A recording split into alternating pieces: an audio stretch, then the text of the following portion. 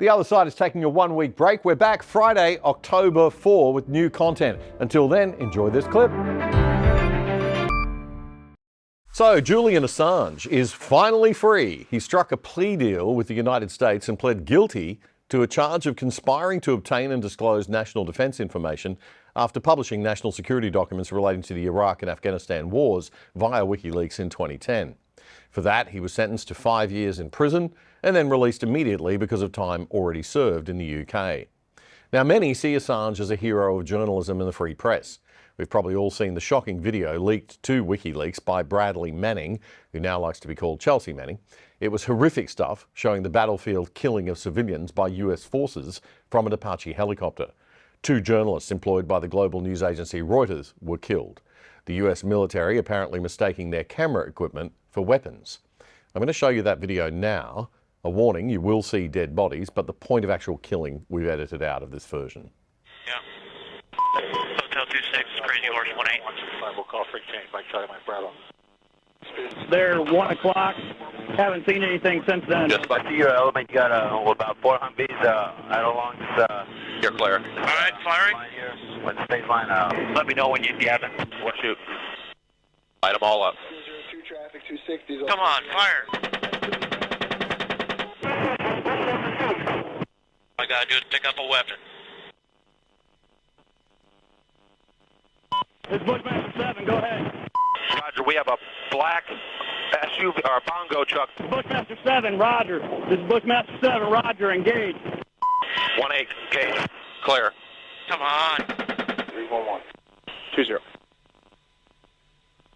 Magnet radio aggressive 34 is off zone 208 for zone 1. Call for change. Aggressive 43, zone.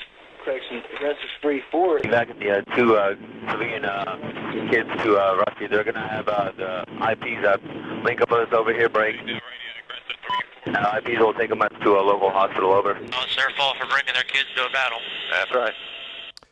The brutal reality of war. But does the leak of that video and the leak of other documents proving the US government was lying about civilian casualty numbers in the wars, leaks that are up there with the Vietnam War Pentagon Papers in terms of necessary exposure of government wrongdoing, does that positive action by Julian Assange and WikiLeaks justify the many other leaks that Assange oversaw that were just irresponsible document dumps?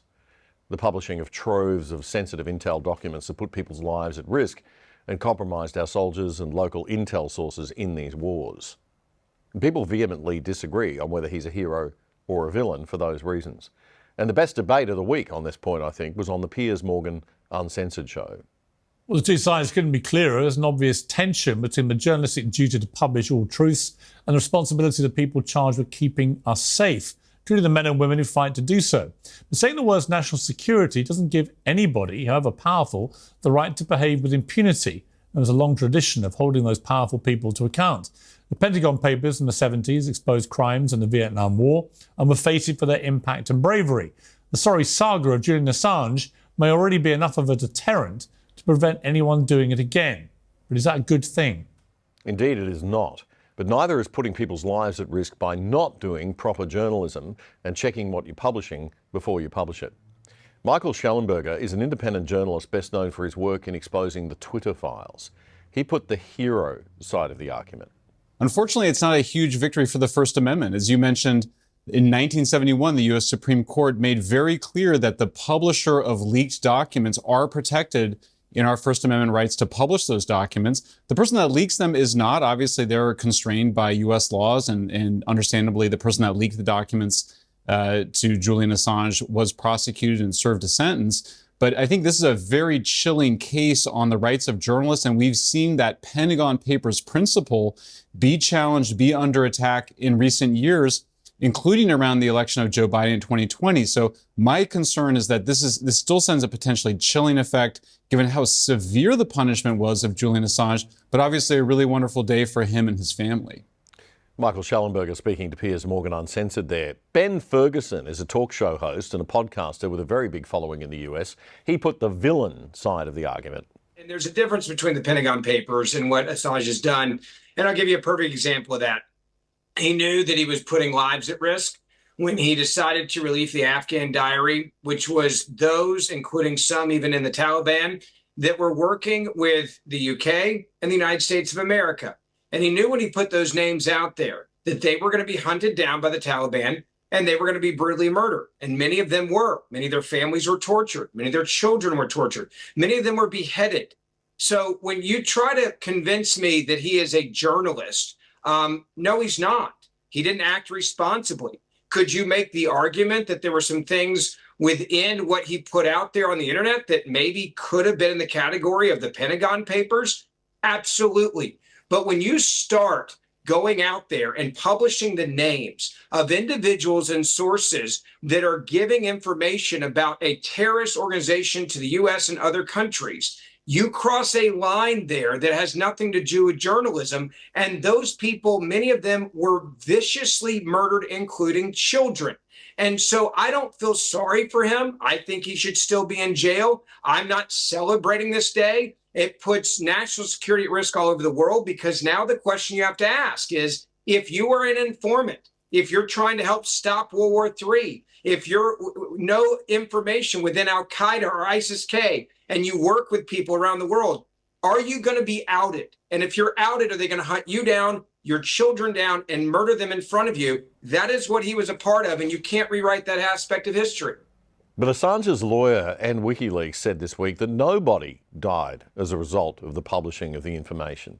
And the US authorities admitted that in the negotiations and hearings this past week too, a point Michael Schellenberger was quick to bring up. This has been repeated a few times. It is not the case that anybody has found that anybody died due to the release of Julian Assange, of the documents by Julian Assange. In fact, quite the opposite. They found they found that it had not.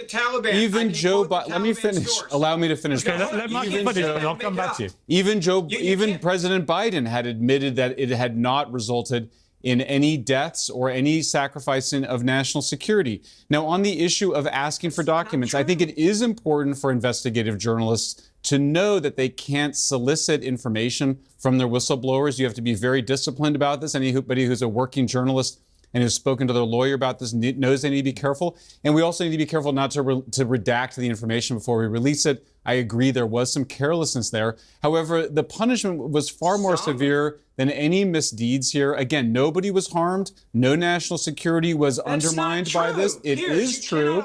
And it was found by repeated investigations. I love how a moment ago everybody's like, oh, you can't trust the government. But now you're quoting the government saying no one died and no one was harmed because of this.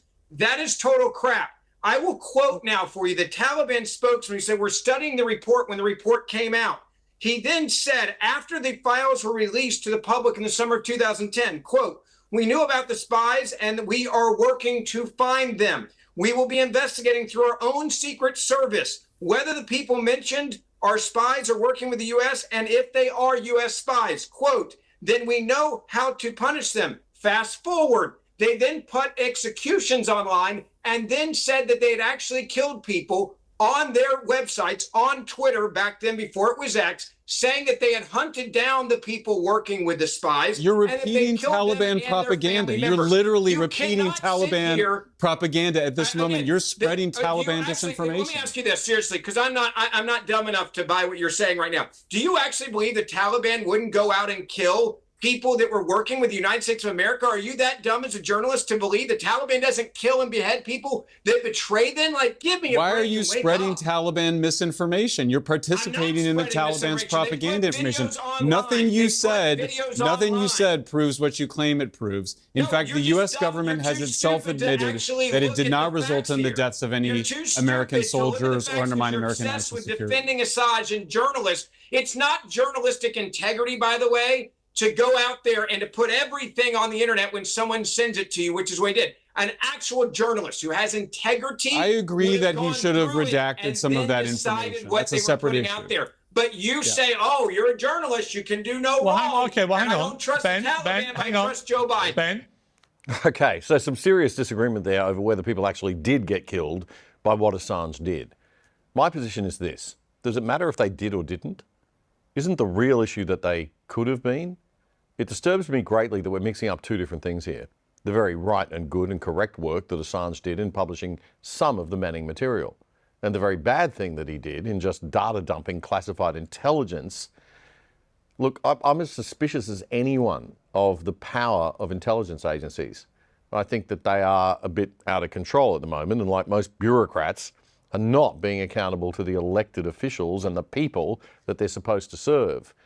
It might be a good thing to completely reorganise and reset organisations like the CIA, MI5 and ASIO, and the NSA and MI6 and ASIS every decade or so, because they can become powerful and dangerous laws unto themselves.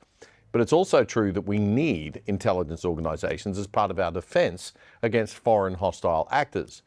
So while what Assange did in releasing the Manning material related to where the government had overstepped the mark and committed war crimes and underrepresented civilian casualties in a war is good, it's bad to just dump documents out there without checking them first. That's not journalism, and it doesn't deserve the protection of the US First Amendment. In fact, it puts the First Amendment at risk from those who would attack it by giving them some ammunition to do so. By the way, Australia desperately needs a similar protection of free speech in its constitution, although it should just be a given natural right, of course. It does seem that we need to be enshrining it in law to prevent people like our E-Safety Commission acting like political censors. But anyway, back to Julian Assange and the mega data dump. That is not journalism. That is the action of a child activist that would make Extinction Rebellion and the clowns at Just Stop Oil proud. That said, Assange has been punished enough for whatever misdeeds he may have done. And what sickens me more than anything, I just want to point this out, is that for years Assange was kept in a tiny cell, locked up 23 hours a day. Now, I'm a fairly conservative type and a big fan of Great Britain, as you know, if you watch this show regularly, but that is psychological torture by Britain of an Australian citizen. I repeat, that was psychological torture by Britain of an Australian citizen.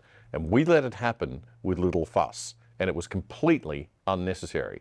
He should have been kept in low security facilities while all this was being sorted out. He suffered gross punishment by process and politics. Being locked up in the maximum security Belmarsh prison has absolutely nothing to do with due legal process, and certainly nothing to do with justice.